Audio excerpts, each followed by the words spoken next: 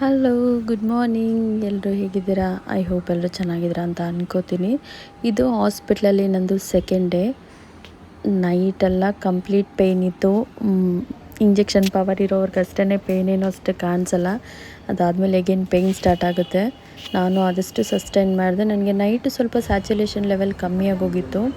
May be ನಾನು ಸ್ವಲ್ಪ tension ಮಾಡ್ಕೊಂಡಿದ್ದರಿಂದ ಅಂತ ಅನಿಸುತ್ತೆ. ಆಮೇಲೆ ಸಿಕ್ಕಾಬಟ್ಟೆ ವಾಮಿಟಿಂಗ್ ಇತ್ತು. ಕಂಪ್ಲೀಟ್ ವಾಮಿಟಿಂಗ್ ಅರ್ಲಿ ಮಾರ್ನಿಂಗ್ವರೆಗೂ ಅದೇ ಆಯಿತು. ಮಾರ್ನಿಂಗ್ ನರ್ಸ್ ಬಂದು ನನಗೆ ಫ್ರೆಶ್ ಅಪ್ ಮಾಡಿಸಿ, ಸ್ನಾನ ಮಾಡಿಸಿ, ಡ್ರೆಸ್ ಎಲ್ಲ ಚೇಂಜ್ ಮಾಡಿಕೊಟ್ಟು, ಬೆಡ್ಡೆಲ್ಲ ಕ್ಲೀನ್ ಮಾಡಿಕೊಟ್ಟು ಹೋದರು ಅವರು. ಅದಾದಮೇಲೆ ಒಂದು ಸ್ವಲ್ಪ ಕಾಫಿ ಅಥವಾ ಏನಾದರೂ ತೊಗೋಬೋದು, ಬಟ್ ಮೊದಲು ನೀರೆಲ್ಲ ಟ್ರೈ ಮಾಡಿ ಅಂತ ಅಂದರು. ನಾನು ನೀರು ಕುಡಿದೆ, ಸ್ವಲ್ಪ ವಾಮಿಟಿಂಗ್ ಅವಾಯ್ಡ್ ಆಯಿತು. ಆಮೇಲೆ ಮತ್ತೆ ಗಂಜಿ ತೊಗೊಂಡೆ, ಕಂಪ್ಲೀಟ್ ರಿವರ್ಸ್ ಆಯಿತು. ಮಧ್ಯಾಹ್ನವರೆಗೂ ಎಂಟಿ ಸ್ಟಮಕಲ್ಲೇ ಹಾಗೆ ಹೋದೆ. ಇಂಜೆಕ್ಷನ್ಸ್ ಎಲ್ಲ ಕೊಡ್ತಾಯಿದ್ರು, ಬಟ್ ಆದರೂ ನಂಗೆ ಕಂಟ್ರೋಲ್ ಆಗ್ತಿರ್ಲಿಲ್ಲ. ಅವರು ಹೇಳಿದ್ದು ನನಗೆ ಎದ್ದು ವಾಕೆಲ್ಲ ಮಾಡಿದ್ರೆ ಒಂದು ಸ್ವಲ್ಪ ಗ್ಯಾಸ್ಟ್ರಿಕ್ ಅವಾಯ್ಡ್ ಆಗುತ್ತೆ, ಅಲ್ಲಿವರೆಗೂ ಅದು ಹಾಗೇ ಅನಸ್ತೇಷಿಯಾ ಕೊಟ್ಟಿರೋದ್ರಿಂದ ಅಂತ ಹೇಳಿದ್ರು. ನಾನು ಡೈವರ್ಟ್ ಆಗೋದಕ್ಕೆ ತುಂಬಾ ಟ್ರೈ ಮಾಡಿದೆ, ಬಟ್ ಅದೇ ಥರ ವಾಮಿಟ್ ಸೆನ್ಸೇಷನ್ ಜಾಸ್ತಿ ಇತ್ತು. ಸ್ಯಾಚುಲೇಷನ್ ಲೆವೆಲ್ ಕಮ್ಮಿ ಇದ್ದಿದ್ದರಿಂದ ನೈಟ್ ಆಕ್ಸಿಜನ್ ಪ್ರೊವೈಡ್ ಮಾಡಿದರು. ಸೊ ಅದಕ್ಕೆ ಮಾರ್ನಿಂಗ್ ಕೂಡ ಅವರು ಮತ್ತೆ ಬಂದು ಎಲ್ಲ ಚೆಕ್ ಮಾಡ್ಕೊಂಡು ಹೋಗ್ತಾಯಿದ್ರು.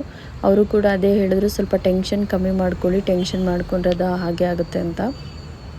ಅದಾದಮೇಲೆ ಎಗೇನ್ ಮತ್ತೆ ಗಂಜಿ ಕುಡಿಯೋದಕ್ಕೆ ಟ್ರೈ ಮಾಡಿದೆ, ಬಟ್ ಮತ್ತೆ ನನಗೆ ವಾಮಿಟಿಂಗ್ ಸ್ಟಾರ್ಟ್ ಆಯಿತು.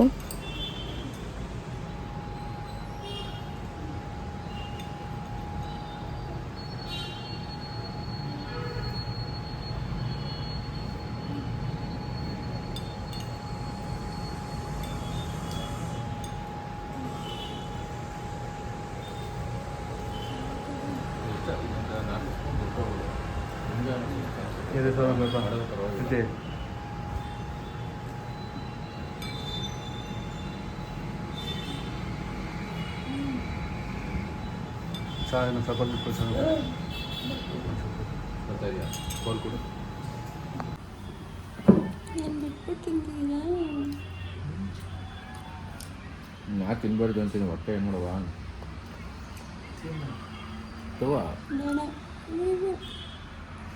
ವಾಮಿಟಿಂಗ್ ಅಂತ ಕಂಪ್ಲೀಟ್ ಅದೇ ಮೂಡಲ್ಲಿದ್ದೆ. ಕಂಪ್ಲೀಟ್ ಸ್ಟ್ರಕ್ ಥರ ಫೀಲ್ ಆಗ್ತಾಯಿತ್ತು. ಸೊ ನನ್ನ ಹಸ್ಬೆಂಡ್ ಫೋನಲ್ಲಿ ಅದು ಇದು ತೋರಿಸಿ ಡೈವರ್ಟ್ ಮಾಡ್ತಾಯಿದ್ರು. ತುಂಬ ತಲೆ ಸುತ್ತಿತ್ತು ನನಗೆ, ಏನು ಅಂತ ಗೊತ್ತಿಲ್ಲ. ಈ ಟೈಮ್ ತುಂಬಾ ತಲೆ ಸುತ್ತಿತ್ತು.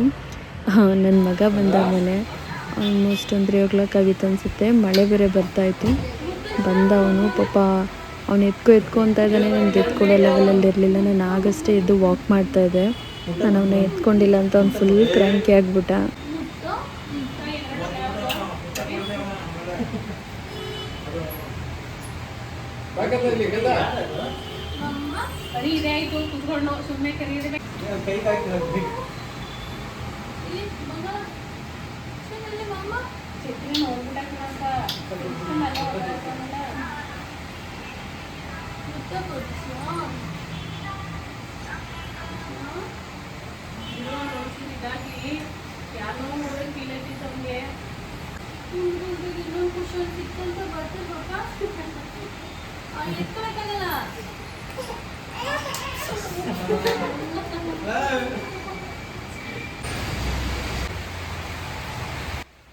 ವಾಕ್ ಮಾಡಿದ್ದೆ ಕೇಳಿದರು. ಸೊ ನಾನು ವಾಕ್ ಮಾಡ್ತಾಯಿದ್ದೆ. ತುಂಬಾ ಪೇಯ್ನ್ ಇತ್ತು. ಆಲ್ಮೋಸ್ಟ್ ನನಗೆ ಫೀಲ್ ಎಲ್ಲ ಕಂಪ್ಲೀಟ್ ನಾನು ಡೆಲಿವರಿ ಆದಾಗ ಯಾವ ರೀತಿ ಪೇಯ್ನ್ ಇತ್ತು ಸೇಮ್ ಅದೇ ರೀತಿ ಪೇಯ್ನ್ ಇತ್ತು. ಆ್ಯಕ್ಚುಲಿ ಇವಾಗ ನನಗೆ ಅದನ್ನು ತಡ್ಕೊಳ್ಳೋಷ್ಟು ಎನರ್ಜಿ ಎಲ್ಲ ಇರಲಿಲ್ಲ. ತುಂಬ ಲೋ ಫೀಲ್ ಆಗ್ತಾಯಿತ್ತು. ಕೈ ಕಾಲೆಲ್ಲ ಶಿವರಿಂಗ್ ಸ್ಟಾರ್ಟ್ ಆಗಿತ್ತು ನನಗೆ. ಬ್ಯಾಡ್ ಲಕ್ ಏನಂತ ಅಂದರೆ, ಇವತ್ತು ನಮ್ಮದು 10th year wedding anniversary, but hospital ಸೇರೋ ಥರ ಆಯಿತು. ನಾನು ಫ್ರೈಡೇ ತೋರಿಸಿದ್ದು. ಆ್ಯಕ್ಚುಲಿ ನನಗೆ ಆಪ್ರೇಷನ್ನೇ ಸಡನ್ನಾಗಿ ಫಿಕ್ಸ್ ಆಗಿದ್ದು, ನಮ್ದು ಯಾವುದೇ ರೀತಿ ಪ್ಲ್ಯಾನ್ ಇರಲಿಲ್ಲ. ಫ್ರೈಡೇ ನಾನು ಹಾಸ್ಪಿಟ್ಲಿಗೆ ನನಗೆ ತುಂಬ ಪೇಯ್ನ್ ಸ್ಟಾರ್ಟ್ ಆಗಿದೆ ಅಂತ ತೋರಿಸಿದೆ. ಅವ್ರು ಇಮಿಡಿಯೇಟಾಗಿ ಸ್ಕ್ಯಾನಿಂಗ್ ಬರೋದ್ರು ಈವ್ನಿಂಗು. ಸ್ಕ್ಯಾನಿಂಗ್ ಎಲ್ಲ ಮಾಡಿಸ್ಕೊಂಡು ಬಂದಮೇಲೆ ರಿಪೋರ್ಟ್ ಎಲ್ಲ ನೋಡಿದ್ಮೇಲೆ ಅವ್ರು ಇನ್ನೊಬ್ಬರು ಸರ್ಜನ್ ಹತ್ರ ಒಪಿನಿಯನ್ ತೊಗೊಂಡು ಇಲ್ಲ ಇಮಿಡಿಯೇಟ್ ಸರ್ಜರಿ ಆಗಬೇಕು ಅಂತ ಹೇಳಿದ್ರು. ನನಗೆ ಮಂಡೇನೇ ಮಾಡಿಸ್ಕೊಳ್ಳೋದಕ್ಕೆ ಹೇಳಿದ್ರು, ಬಟ್ ನಾನೇ ಒಂದು ದಿನ ಎಕ್ಸ್ಟೆಂಡ್ ಮಾಡಿಕೊಂಡೆ. ಮಂಗಳವಾರ ಅಡ್ಮಿಷನ್ ಆಗಿ ಸರ್ಜರಿ ಮಾಡಿಸ್ಕೊಂಡೆ. ಬುಧವಾರ ಆ್ಯನಿವರ್ಸರಿ ಹಾಸ್ಪಿಟ್ಲು ಸೇರೋ ಹಂಗಾಯಿತು. ಅಂತೂ ಒಂದು 2-3 ದಿನ ಎಕ್ಸ್ಟೆನ್ಷನಿಗೆಲ್ಲ ಕೇಳ್ದೋ, ಬಟ್ ಡಾಕ್ಟರ್ ಆಗಲ್ಲ, ಸುಮ್ಮನೆ ರಿಸ್ಕ್ ತೊಗೋಬೇಡಿ ಅಂತ ಹೇಳಿದ್ರು. ಸೊ ಪರವಾಗಿಲ್ಲ, ಆ್ಯನಿವರ್ಸರಿ ಬರ್ತಾ ಇರುತ್ತೆ. ನೆಕ್ಸ್ಟ್ ಏನಾದರೂ ಯೋಚನೆ ಮಾಡಿದ್ರೆ ಆಯಿತು, ಈ ಸಲ ಜಾಸ್ತಿ ತಲೆ ಕೆಡಿಸ್ಕೊಳ್ಳೋದು ಬೇಡ, ಮೊದಲು ಆರೋಗ್ಯದ ಕಡೆ ಗಮನ ಕೊಡೋಣ ಅಂತ ಅಂದ್ಬಿಟ್ಟು ಇಮಿಡಿಯೇಟಾಗಿ ಅಡ್ಮಿಷನ್ ಆದೆ. ಬಟ್ ಬೇಜಾರಾಗುತ್ತೆ, ಹಾಸ್ಪಿಟ್ಲಿಗೆ ಸೇರಬೇಕಲ್ಲ 10th ಆ್ಯನಿವರ್ಸರಿ ಅಂತ ನಾನೇನೇನೋ ಅಂದ್ಕೊಂಡಿದ್ದೆ. But end of the day ಹಾಸ್ಪಿಟ್ಲಲ್ಲಿ ಸೆಲೆಬ್ರೇಷನ್ ಮಾಡೋ ರೀತಿ ಆಯಿತು. ಪರವಾಗಿಲ್ಲ.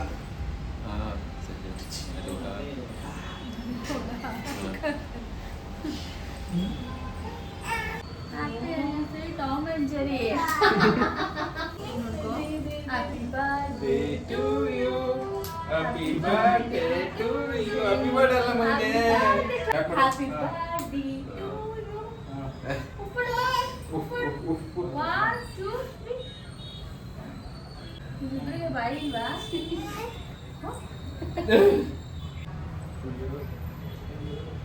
ನಿಮ್ಗೆ ಆಟನೇ ಬರುತ್ತೆ. ಸಾಕು ಹ್ಯಾಪಿ ಆ್ಯನಿವರ್ಸರಿ. ಫಸ್ಟ್ ನನ್ನ ಗಂಡಸ್ಯ ನಮ್ಮಲ್ಲಿ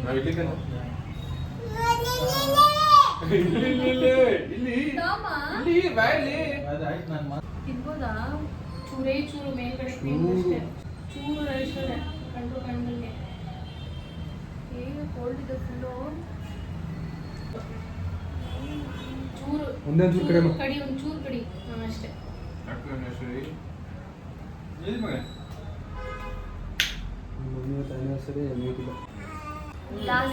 ಲಾಸ್ಟ್ ಇಯರ್ ಸೀಮಂತ,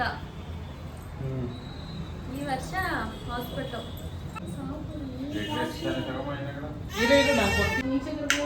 ಚೆನ್ನಾಗಿ ಯಾರು ನಮ್ಮ ತಿನ್ಸ್ಬಿಡಿ, ನಾನು ನಿಮ್ಗೆಲ್ಲ ತಿನ್ಸ್ಬಿಡಿ. Double ticket. Tom and Jerry ಥರ ಎಷ್ಟೇ ಕಿತ್ತಾಡಿದ್ರು ಮತ್ತೆ ಹಂಗೆ ಚೆನ್ನಾಗಿ ಹೊಂದಾಗಿರ್ಬೇಕು. Thank you. ನಾನು ಫಸ್ಟು, ನಿಮಗೆ ನಾನು ತಿನ್ನಿಸಲ್ಲ. ಹ್ಯಾಪಿ ಆ್ಯನಿವರ್ಸರಿ, ಅದಕ್ಕೆ ನಾನು ಬೆಳಗ್ಗೆ ವಿಷ್ ಮಾಡಿಲ್ಲ. ಹ್ಯಾಪಿ ಆ್ಯನಿವರ್ಸರಿ ಮೂಡಿಲ್ವಲ್ಲ ಅಷ್ಟು ನಾನು ನೆಕ್ಸ್ಟ್ ಟೈಮ್ ಬರ್ಡೇ ಮೂಡಲಿಲ್ಲ, ಆನಿವರ್ಸರಿ ಮೂಡಲಿಲ್ಲ. ರಿವರ್ಸ್ ಹ್ಯಾಪಿ ಬರ್ಡೇ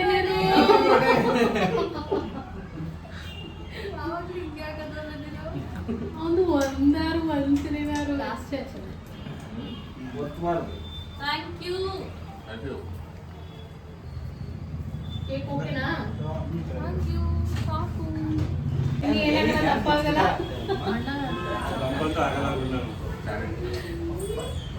ಹಾಳೇದ ಅದು ಹೊಸ ನೆನೆ ತಾನೇ ನಾನು ಮುಚ್ಚಿಟ್ಟು ನಾನು ಹೊಸದು ಅಲ್ಲಿ ಇದ್ದಿದ್ದು ಬಣ್ಣ ಇಬ್ಬರ ಸಮೇತ ತಗೊಂಡ್ರ ಬಟ್ಟೆಗಳು ಅಲ್ಲಿ ಮಡ್ಚಿ ಶೇರ್ ಮಾಡಿಟ್ಟಿದ್ದಲ್ಲ ಅಲ್ಲೇ ಇತ್ತು ತಾನೆ. ಇದು ಪ್ಯಾಂಟ್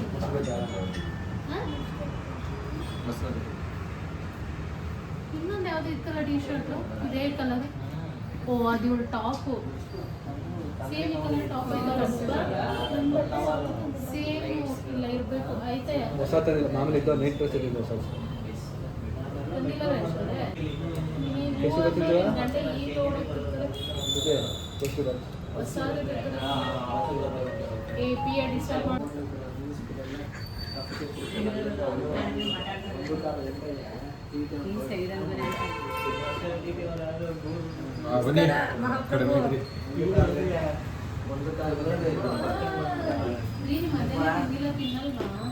ಅಣ್ಣ ಡಯಟ್ ಮಾಡ್ತಿದ್ದಾರೆ.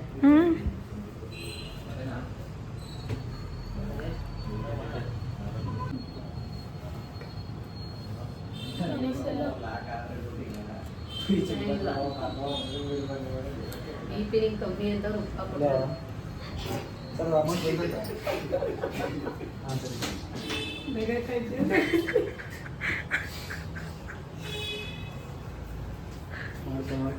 ಬಿಪಿ ಕಮ್ಮಿ ಆಗ್ಬಿಟ್ಲಲ್ಲ. ಹುಷಾರಾಗಿ ನಾವು ಬಿಪಿ ಕಮ್ಮಿ ಮಾಡ್ಕೊಳ್ಳೋದು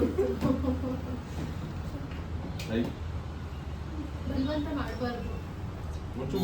ಸ್ವಲ್ಪ ಮಾತು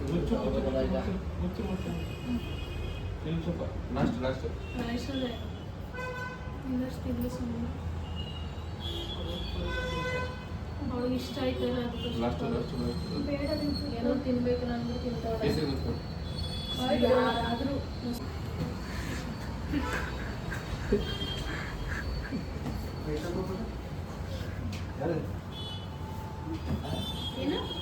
ಒಂಚೂರು ಬಾಯಿ ನಾಲ್ಗೆ ಓಪನ್ ಮಾಡಿ ಮಾತಾಡಿ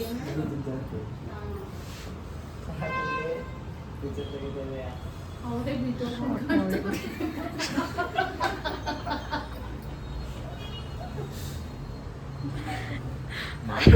ಈಗ ಒಳಗಡೆ ಇರ್ತಿಲ್ಲ. 5 ನಿಮಿಷ ಗುಡ್ ಮಾರ್ನಿಂಗ್.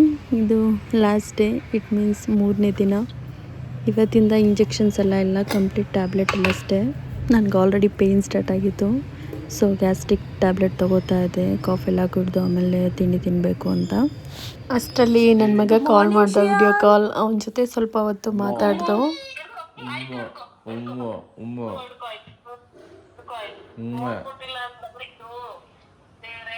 ಏನು ಮಗನೇ ಏನಕ್ಕದ?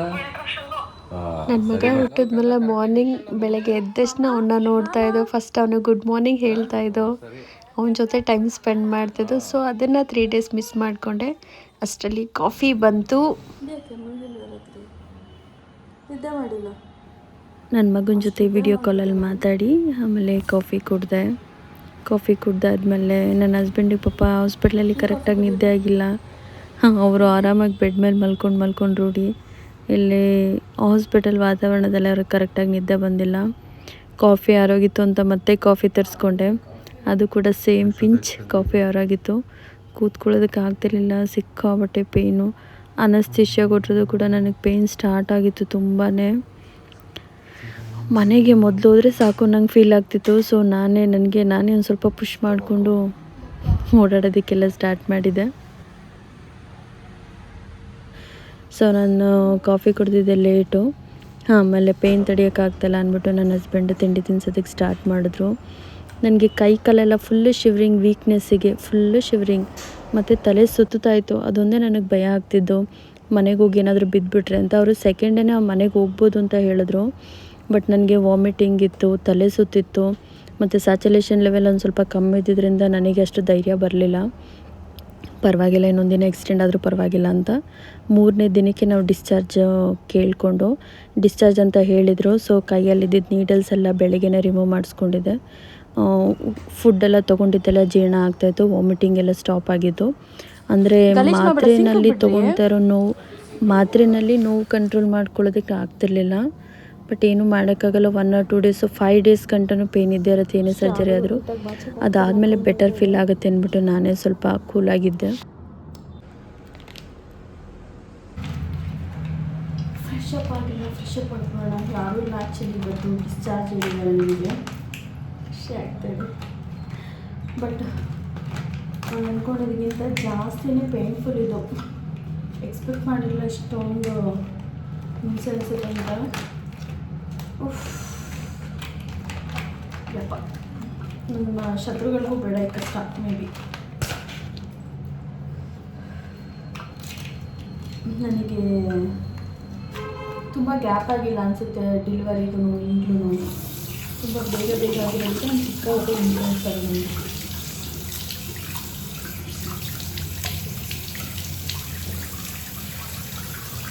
ನನ್ನ ಪಾಪದಾಗಲೂ ದೇವರಲ್ಲಿದೆ ಈಗ ಆಪರೇಷನ್ಗೆ ಸೇಮ್ ಮಾಡಿ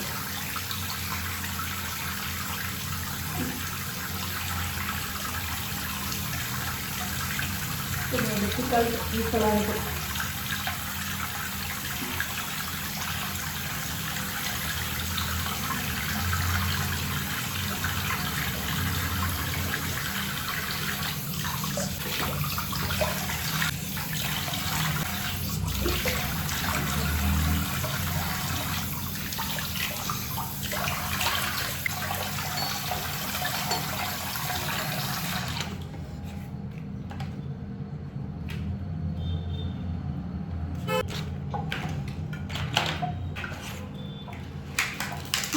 ಫಸ್ಟ್ ಮುಖ ತೊಳೆದು ಆಮೇಲೆ ಬ್ರಷ್ ಮಾಡೋದು.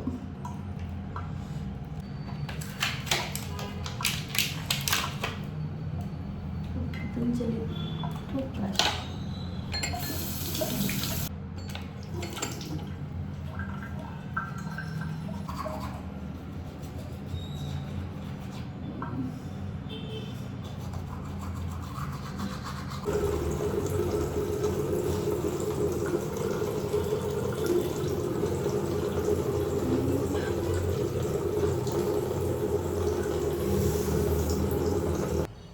ನಾನು ಒಬ್ಬಳೇ ಇದ್ದಾಗ ಫ್ರೆಶ್ ಅಪ್ ಆಗೋದಕ್ಕೆ ಹೋಗಿದೆ. ಸೊ ಬ್ರಷ್ ಎಲ್ಲ ಮಾಡುವಾಗ ಸ್ವಲ್ಪ ಬಾಡಿ ಎಲ್ಲ ಶೇಕ್ ಮಾಡೋದ್ರಿಂದ ಸ್ವಲ್ಪ ಸ್ಟಿಚಸ್ ಎಲ್ಲ ಪೇಯ್ನ್ ಜಾಸ್ತಿಯಾಗಿ ಹೋಗಿತ್ತು. ಚೆಕ್ ಮಾಡೋದಕ್ಕೆ ಮನೆಗೆ ಹೋದ್ಮೇಲೆ ಇದೇ ಥರ ಪೇಯ್ನ್ ಆಗಿಬಿಟ್ರೆ ನಾವು ಬೈಕ್ ಎದ್ದು ಸ್ವಲ್ಪ ಎಲ್ಲ ಓಡಾಡ್ತಾ ಇದೆ. ಆಮೇಲೆ ಒಂದು ಸ್ವಲ್ಪ ಸಮಾಧಾನ ಆಯಿತು. ನನ್ನ ಹಸ್ಬೆಂಡ್ ಬಂದು ಹೇಳಿದ್ರು ಬಿಲ್ಲೆಲ್ಲ ಕ್ಲಿಯರ್ ಆಗಿದೆ, ಹೋಗ್ಬೋದು ಅಂತ ಹೇಳಿದ್ರು. ನಾನು ಫಸ್ಟು ಮನೆಗೆ ಹೋದರೆ ಸಾಕು ಅನ್ನೋ ಥರ ಆಗಿತ್ತು. ಸೊ ಬೇಗ ಹೊರಟು ಡಿಸ್ಚಾರ್ಜ್ ಸಮಯಕ್ಕೆ ಮಲಗಿಸ್ಕೊಳ್ಳೋಣ ಅಂತ. ದೇಹದಲ್ಲಿ ಆಗುವಂಥ ಬದಲಾವಣೆಗಳು, ವೆಯ್ಟ್ ಇನ್ಕ್ರೀಸ್ ಆಗೋದು, ವೆಯ್ಟ್ ಡಿಕ್ರೀಸ್ ಆಗೋದು, ತುಂಬ ಜಾಸ್ತಿ ಪ್ರಮಾಣದಲ್ಲಿ ಅದಾದಾಗ ದಯವಿಟ್ಟು ಗಮನ ಕೊಟ್ಟು ಅದಕ್ಕೆ ಡಾಕ್ಟರ್ನ ಕನ್ಸಲ್ಟ್ ಮಾಡಿ, ಬೇರೆಯವರಿನ ಸಜೆಷನಿಂದ ಮನೇಲೇ ಉಳ್ಕೊಳ್ಳೋದು, ತೋರಿಸ್ತಾ ಇರೋದು ಇದೆಲ್ಲ ತುಂಬ ಜಾಸ್ತಿ ಆಗುತ್ತೆ. ನಾನು ನೋಟಿಸ್ ಮಾಡಿದ್ದು 1 or 2 ಮಂತ್ಸಲ್ಲಿ ಹೋಗಿದ್ದಿದ್ರೆ ಮೇ ಬಿ ನನಗೆ ಈ ಥರ ಸರ್ಜರಿ ಮಾಡಿಸ್ಕೊಳ್ಳೋಷ್ಟು ಲೆವೆಲಿಗೆ ಆಗ್ತಿರ್ಲಿಲ್ಲ. So take care your self. ಮತ್ತೆ ವಿಡಿಯೋದಲ್ಲಿ ಸಿಗೋಣ. ಬಾಯ್ ಬಾಯ್.